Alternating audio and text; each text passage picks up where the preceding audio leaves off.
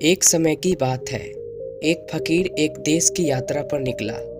जब रास्ते में रात हो गई तो वे एक व्यक्ति के घर पर रुक गया। उस व्यक्ति का नाम था महेश।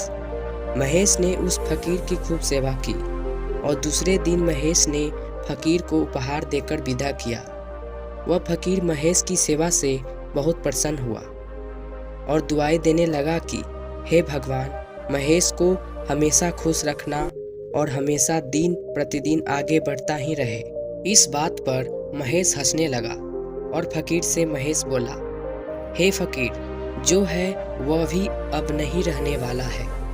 इस बात पर फकीर महेश की तरफ देखता ही रहा और वहां से आगे चला गया। कुछ साल बाद फिर फकीर महेश के घर आया और देखा सारा धन और सारा संपत्ति सब कुछ चला गया है।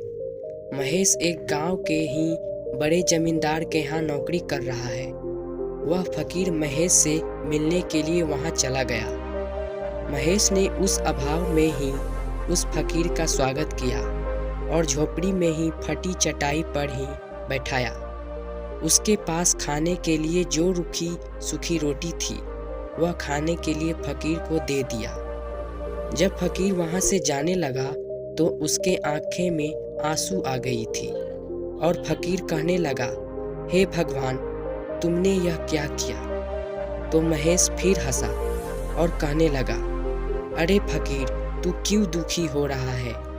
ईश्वर हमें जिस हाल में भी रखे हमें हमेशा खुश रहना चाहिए, उसे धन्यवाद देना चाहिए। समय सदा बदलता रहता है और इतना ही नहीं, यह भी नहीं रहने वाला है।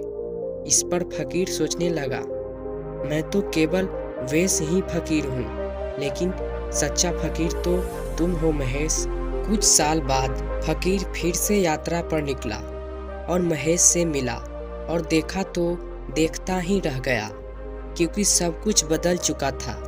महेश अब जमींदारों का जमींदार बन चुका था।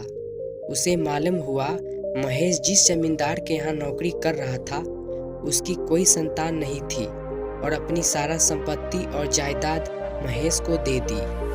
फकीर बहुत खुश हो गया और महेश से कहा, अच्छा हुआ वह जमाना गुजर गया, भगवान करे अब तुम ऐसा ही बना रहो।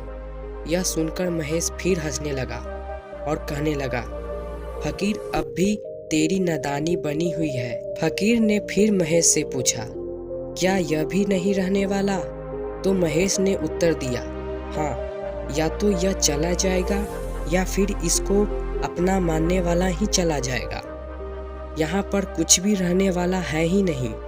अगर कोई चीज शाश्वत है तो वह है हमारी आत्मा, वह है हमारी मन की शांति, वह है हमारे मन का सुकून, और बाकी जो कुछ भी है वह हमेशा रह ही नहीं सकता।